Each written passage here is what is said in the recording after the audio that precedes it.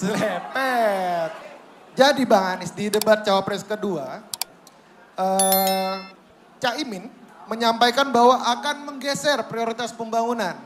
Jadi daripada membangun IKN, lebih baik menjadikan pembangunan 40 kota yang setara dengan Jakarta.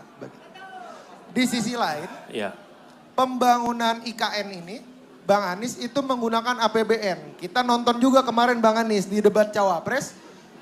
Salah satu cawapres dari pasangan lain, Pak Mahfud MD, yang mana notabene beliau adalah menteri juga, mengatakan bahwa belum ada investor yang melakukan investasi untuk pembangunan IKN.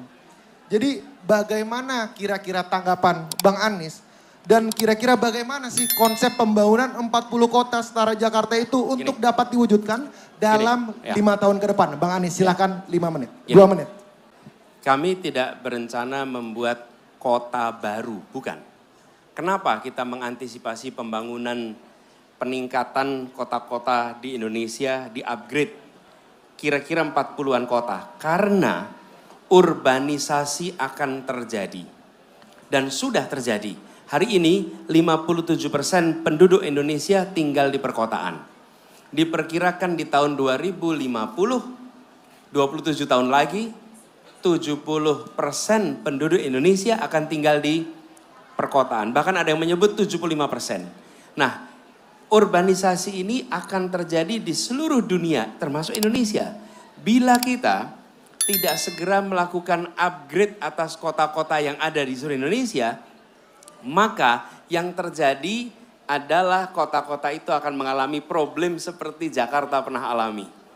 Apa? Problem sanitasi, problem pengelolaan air bersih, problem pengelolaan limbah, problem pengelolaan transportasi, problem pengelolaan lahan untuk tempat tinggal.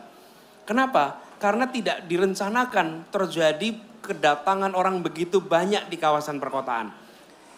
Kita sering kalah itu bukan karena tidak mampu, tapi karena tidak mengantisipasi perubahan. Karena kita tahu tren urbanisasi ini akan terjadi, maka 40-an kota di seluruh Indonesia di-upgrade. Di-upgrade apanya? Yang saya sebutkan tadi, siapkan transportasi umum untuk semua tempat. Di-upgrade fasilitas air bersihnya, di-upgrade fasilitas pengelolaan limbahnya, di-upgrade terkait dengan sanitasinya. Supaya kota-kota ini siap untuk menjadi rumah bagi begitu banyak orang di dekade-dekade ke depan. Itulah antisipasi kita ke depan. Dan kita akan mengantisipasi urbanisasi itu sebagai sesuatu yang akan terjadi. Supaya tidak mengalami seperti yang kami alami di Jakarta. Lalu yang tidak kalah penting, kita harus ingat urbanisasi itu tidak masalah. Yang masalah selama ini itu Jakartanisasi. Orang berbondong-bondong ke Jakarta. Kenapa? Karena di Jakarta perekonomiannya luar biasa besar. Dengan dibangun upgrade ini kota-kota 40-an, maka penggerak perekonomian bukan hanya di Jakarta, bukan hanya di Jawa, tapi lebih dari 40 kota di seluruh Indonesia menjadi penggerak perekonomian kita. Jadi ini namanya melebarkan jangkauan mesin penggerak ekonomi. Kalau kita tidak lakukan itu, maka pusat perekonomian akan berada di Jawa dan khususnya di Jawa bagian utara, di Jawa utara khususnya di bagian barat.